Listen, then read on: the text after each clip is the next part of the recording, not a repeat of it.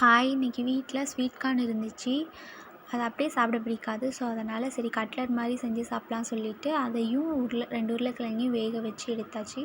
அந்த உருளைக்கிழங்க நல்லா மசிச்சு விட்டுட்டு அதுக்கப்புறமா அந்த ஸ்வீட் கார்னு, அதுக்கப்புறம் ஒரு பெரிய வெங்காயம் அதை குட்டி குட்டியாக கட் பண்ணிவிட்டு, கொஞ்சமாக கொத்தமல்லி இலை, தேவையான அளவு கார்ன்ஃப்ளவர் மாவு, அதுக்கப்புறமா கொஞ்சம் கரம் மசாலா, கொஞ்சமாக மிளகாத்தூள், அது போட்டு தேவையான அளவு உப்பு போட்டு நல்லா இந்த மாதிரி மசிச்சு எடுத்துக்கலாம். தண்ணி எதுவுமே சேர்க்காம இந்த மாதிரி நல்லா மசிச்சுட்டு அதை இந்த மாதிரி குட்டி குட்டியாக வடை மாதிரி தட்டி எடுத்துக்கலாம்.